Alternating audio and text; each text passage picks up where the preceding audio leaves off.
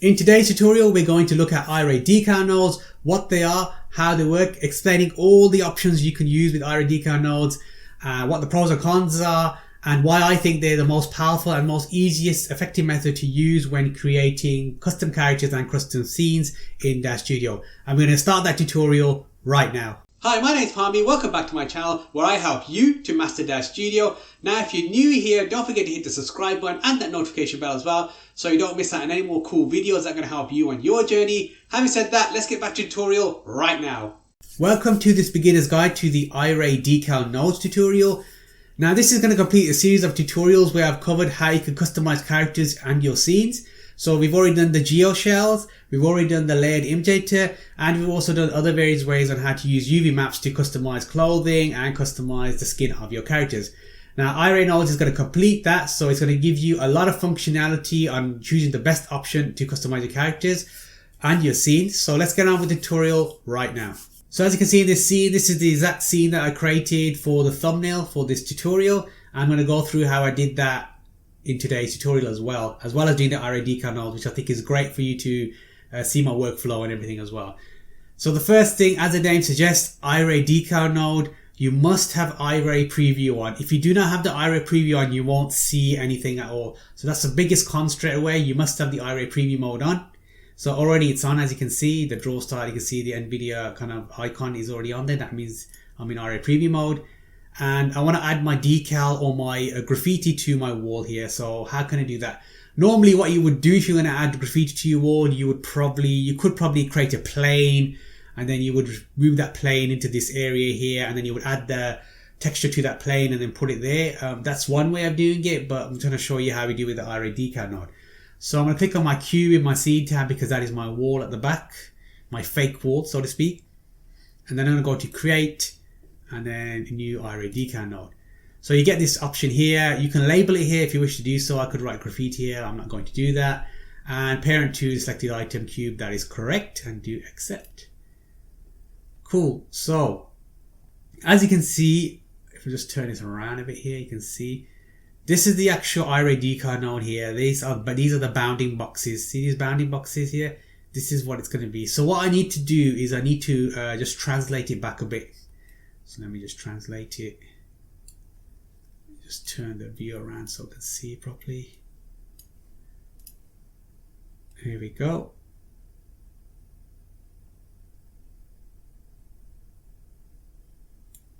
And now that I turn this around, you should see something on the wall. This grey thing here. Now what this grey thing is, if I go to the surfaces of the Iray Decal Node, it's still selected here in my scene tab.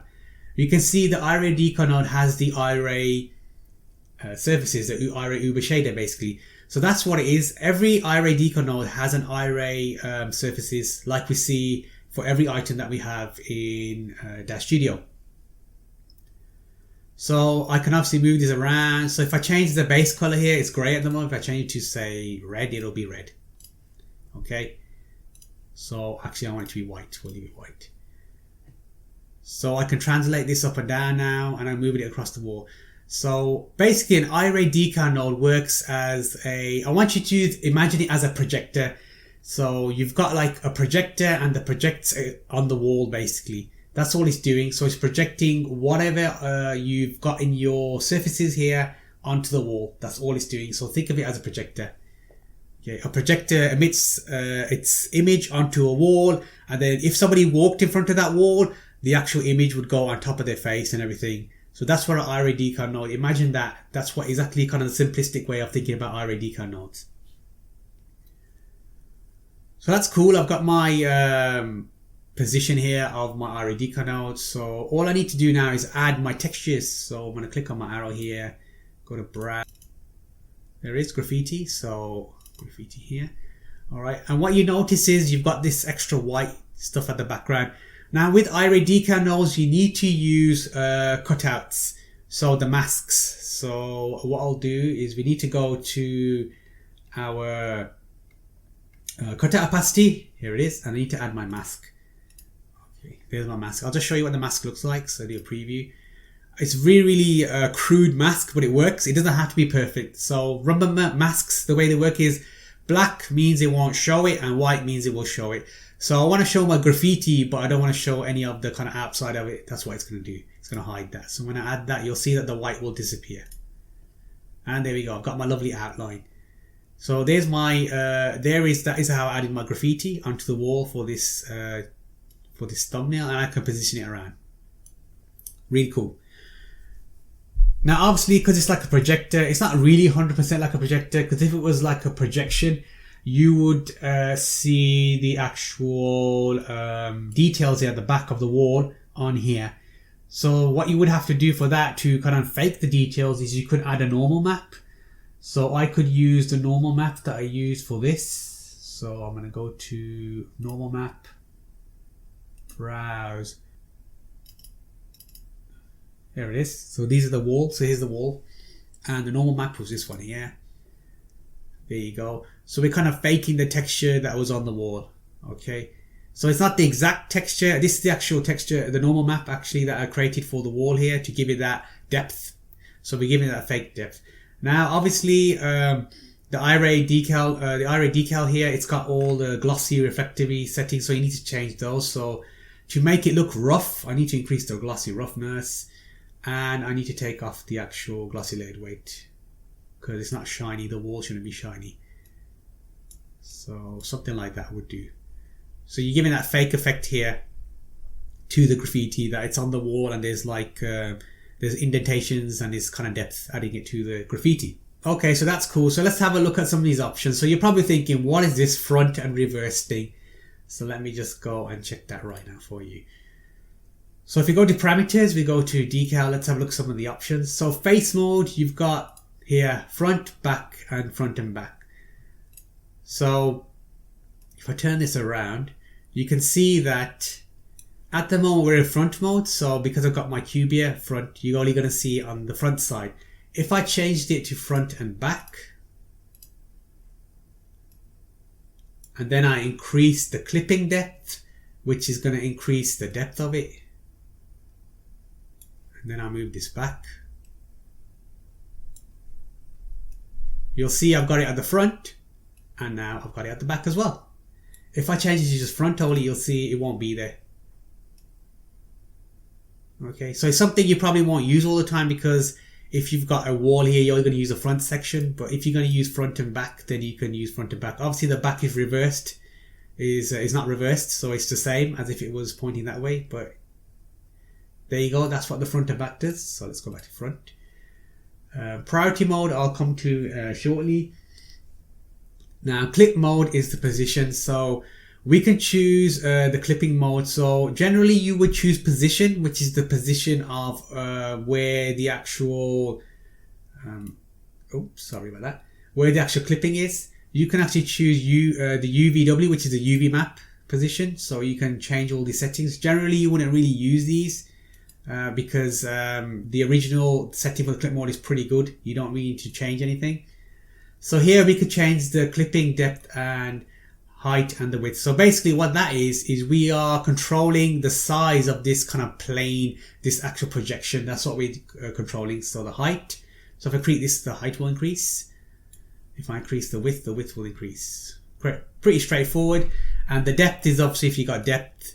So because I've got my cube, my depth is going to wrap around this edge here, and then it's going to go to the other side if I was using front and back, which I'll put it on now. And there you go. So it's wrapping around the actual thing. So it's basically, it's UV independent. It doesn't matter if you got seams on your figure where the torso meets the leg or the arm. It will just wrap around it without any issues. Really, really cool.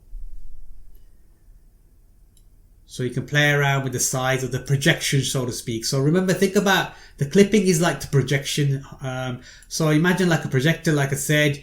If you disregard the depth, the height and width is like the projection size. So if you were setting the projector on the wall, what kind of size you want the projector, you press those buttons to figure out the width and the height. That's what you do with the clipping, basically.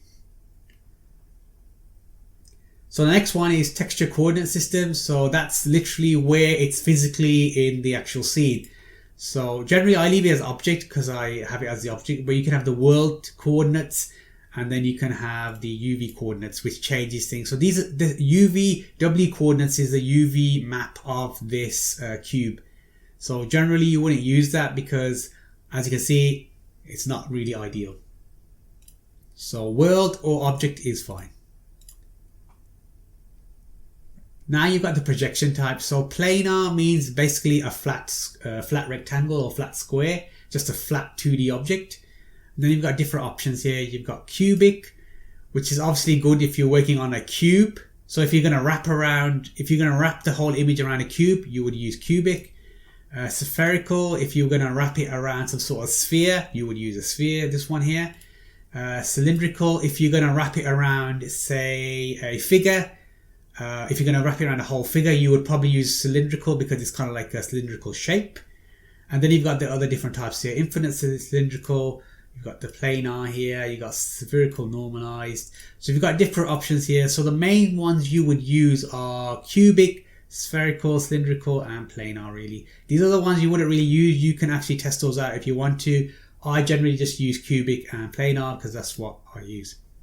And next you've got normalize projection mode. So decal is the preferred method. You can use target or you could use none. As you can see, the different options, this is what happens depending on what item you've selected and the layout and everything of that item, the actual surfaces of the item. So generally the projection mode, you will use decal because that is what you want. So let's move further down now. And this is where things get interesting. So here we've got projection translate, and then you've got projection rotate and all the different various XYZ translations there, and you've got projection scale. So how this differs from the clipping is that you're just focusing on the image now. So you're not actually focusing on let me just take that off. What we're focusing on is, just take that off there as well. So what we're focusing on, we're not focusing on the actual size of the image, we're focusing on the actual internal image. So this controls the internal image. I'll show you what that means now. So when it says X projection translate, as I move this across, you'll see it's just translating the actual image that we've added, the texture that we've added. Okay, so that's what all these options do, is they just control the texture.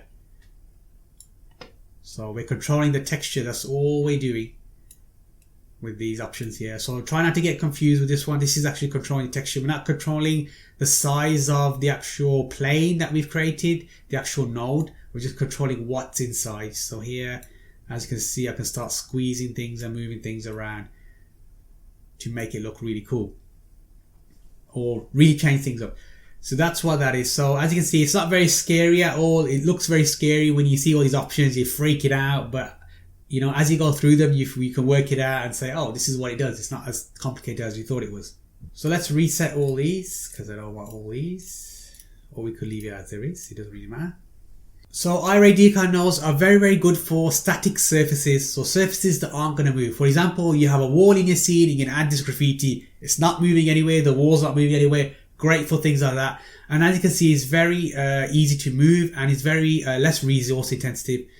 So let me just show you very quickly. When I turn off the Iray mode and go into texture shading, you'll see nothing is there. So you must have the Iray preview mode on, otherwise you can't see anything. It looks like nothing's happening. So once you put it on, it's magically there. And obviously when you render, it will be there as well.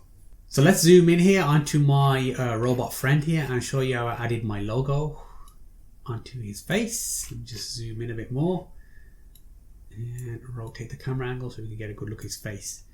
So again, the first thing I need to do is select my character and I need to go to create new Iray Decal and click accept. And now I need to zoom out a bit because I can't see where the decal node is. So let me just change the surfaces of the decal node to white. I was going to say to white, but I can't see white. Let's change to red so I can actually see it on his white. So there it is. So another way you can use this Iray Decal Node is to actually add textures to clothing. So for example, as I move this up his body now, as I go to the parameters and translate, as you can see, look, I'm actually changing the color of his actual metal torso there. So instead of me going to surfaces and choosing that particular part and changing the surface, I can actually use Iray Decal Node to change the color of the surface. So I could have red here and I can have whatever here, and as you can see, it doesn't matter about the UV. As I move this around, it will basically conform to the UV, which is really cool, very powerful indeed, I think. So let me just move this up. So as you can see, as I'm moving it up, it's changing the color. I can have that already if I wanted to. How cool is that? I didn't have to go into the surfaces tab, figure out the different sections, apply the surfaces and all that stuff. I've just added an Iray Decal Node and I changed this color to red already. How cool is that? So as you can see, very powerful indeed. Very cool. So what I need to do now is I need to resize. So there's two ways to resize actually. I could actually use the translate, the actual scale here to resize it, or I could use the clipping. It kind of does both. So I'll show you the other way you can do it. You can resize it here. So I can use my X here to resize. See, it's doing the same thing as my clipping section. So resize that, resize the Y scale. Now we can zoom in so I can see more. And the Z scale as well.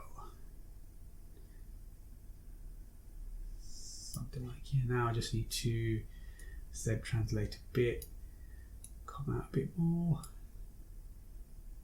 rotate it. Okay, I think that's good enough for a starting point. So let me go to the surfaces of this one here, and I want white. I'm going to go to browse, and I'm going to go to, actually, you know what I'm going to do? I'm going to go to my custom textures. I'm going to go to my decal, and let's add our skull base. So my base, there it is. Let me add that. And now obviously I need to add the cutout for that as well. So I need to go down here, cutout, opacity, browse, and skull base, cutout, mask, there it is. Right, so you can see the skull is over here. I don't want to move it, so I need to use my parameters, or I can use the clipping as well to move it as well, but I prefer to use it here. So I'm going to just rotate it. As you can see, it's rotating now,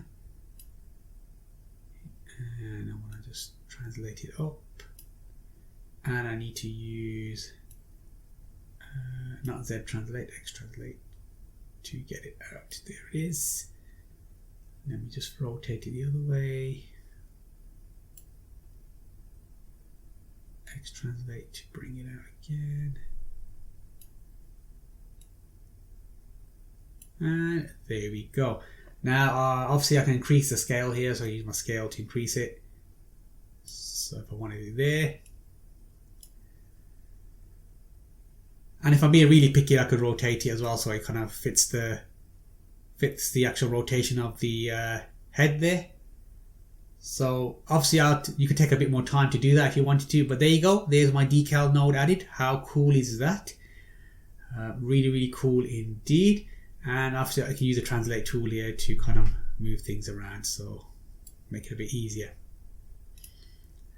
Right, so there it is. What I can do now as well is I can go to the surfaces tab and add my normal map that I created. So normal map, if I wanted to give it that really cool 3D effect. So like it's engraved effect. So if I zoom in a bit more, you can probably get a better look. Just move that out the way so you can see. So it's given this kind of like it's engraved in its actual face there. That looks really cool as well, the normal map. Obviously you need to change the reflectivity and things. So glossy, roughness and everything. That's something you could work out on. Whether you want it rough or whether you want it shiny, that's up to you. So that's cool. Okay, so I've got my I'm just gonna save this actually. I've got my actual decal node on there now, but look what happens. So for example, if I start to move my character, let me just go to the top here and let me just zoom out a bit so you can see. Let me just go and move them around. So parameters, I'm gonna Z translate, sorry, not doing X translate. Okay, that's cool. It moves with it, so that's cool. It moves with our character. Now, if I change the pose of my character, so if I go to my poses, smart content, it's going to untick this. Because it's a cyborg, Genesis 8, the smart content control panel won't pick up the poses, so I just need to untick this filter and that gives me all my poses. So I'll pick a pose, it doesn't matter what I pick really because it will conform to it. Let's get his head moving, let's do that one day. So let us move, see what's happened. Let me just rotate it here. So have you noticed something that hasn't moved? So as you can see here, what's happened is my Iray Decal node hasn't moved. It's still there. It's actually still in that position. It hasn't moved. So how can we fix this? So let me undo this pose. Undo the pan camera, undo the orbit, undo the pan camera again, undo the preset action. There we go. So the way to get this to stick to my character, so if when it moves in a pose, it will stick to it. I need to move it and parent it to the nearest bone. So in this case, I'm going to click on the head here, head. So I'm going to parent it to the head bone here. So I'm going to go down, I'm going to drag that up and parent it to the bone. So it should start moving up. There we go. As soon as I see my head, I'm going to parent it to the head. Okay, so now it's parented to the head, as you can see, like everything else. Lower jaw, left eye, right eye, left ear, right ear, S1, S2, S3, S4. And my Iray Decal node here is parented to the bone, parented to the head bone. So now when I put this pose on, so let me just go back up to my character. I'm going to choose the same pose, it doesn't really matter. Just going to move this camera. And there it is. There is my decal node and it's moved to the position of the, stayed with the position of the head, and that's how you would get the Iray Decal node to move with an object or a pose that you're moving. Okay, so very important, make sure you parent it to the nearest bone. Alright, this goes for whenever you're using Iray Decal nodes, especially if you're using on a figure and you're moving it around. If you got a tattoo on your figure or you've decided to overlay the Iray Decal node on a clothing, make sure you parent it to that clothing, the nearest bone. So for example, if I was to put something here, an Iray Decal node here for the chest, I would choose upper chest is the nearest bone. So when I click on here, it's the upper chest is the nearest bone. I would parent it to that bone. So if I was doing it to the arm here, like here, this portion of the arm, left forearm bend bone, I would parent it to that bone. So always parent it to the nearest bone, and therefore it will move when you change the pose of your character. Really, really important. So you're probably wondering now, how can I save decal nodes? Well, actually you can't save decal nodes, but what you can do is save the actual surface settings. So surface settings, so what you do is click on the decal node. Say if I like this decal node, the graffiti, I like the way it is, I don't want to set it up the way it was before. I will click on my Iray Decal node in the scene tab. I will go to file and save as, and you would save it as a material preset. And then you would give it a name, say like graffiti Iray Decal node. Click save. And then it gives you the option of saving the front and the reverse. In this case, I've just done the whole surfaces. So I'm going to say both. But if you just had, say, the front, you would just have the front. Okay. So I'm going to leave it as it is and do accept. So that's saved now. So let's say I deleted that node. Iray node. There we go. There it is. And now I'm going to position it. So I'm going to use my translation tool just to make it a bit quicker. Across. Right, there's my graffiti. I'm going to go to my surfaces now. I'm going to click on my Iray Decal. I'm going to go to my saved files in my smart content folder. Preset. Shader. Oh, sorry. Preset. Materials rather. There is graffiti Iray Decal node. Double click that. And there it goes. Done all the work. So that's how you would use it. That's how you would save your Iray Decal node, your kind of settings for it. You can't really save anything else with the Iray Decal. Bit of a shame, like a preset or something, like a wearable preset or something. But still very, very powerful. As you can see, very, very powerful Iray Decal nodes. I think you'll find a lot of value in this in terms of decal nodes, what it can do. There's so much decal nodes you can do with it. It's really, really cool and very, very effective method of customizing scenes in DAZSTUDIO and really getting those customizable characters in DAZSTUDIO. So in these tutorials, I do get carried away a bit and I forgot to cover one of the options, which is the priority option inside the parameters for the decal node. So this option here, priority, I forgot to go over that. We're going to go over that right now. So what this basically is, this controls the layers, so to speak, of your decal node. So you can have several layers over your original decal node. So I'm going to do that now for the graffiti. So I'm going to just add a new cube, click on my cube, create a new decal node. Click on accept. So I've got my decal now. I'm going to copy the actual settings for that one and just move it there. Okay. And what I'm going to do for the second, this decal node here, is going to go surfaces, and I'm just going to change that to white. There we go. So when we go to our parameters for this decal node, we can change the priority. So basically I've put this priority 0, which means they're both trying to share the same layer. So these two are sharing the same layer.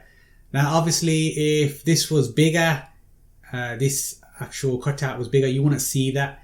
So as soon as I change the priority of this to 1, so this is the next layer up. So it's gone to the next layer, so to speak. So priority is just basically layers. So think of it as layers. So 0 being the base layer, and then the 1 and 2 and preceding numbers are higher layers. So that's all it is. So that's what priority is. Very simple and easy to understand. So you could have several decal nodes on top of each other, creating a unique effect and make sure their priority is the same. Just like we had with geoshells, you can't have two geoshells competing for the same space. One of them has to be a slightly layer up, very small layer up, and that's what this is. This is the exact same thing. So we're just we're having our decal nodes sharing the same space, but we're having a priority over that. So an example of this would be if I just resize this, scale this down, you can see that there we go. So I could have another image here and I could have that on top of my original decal here.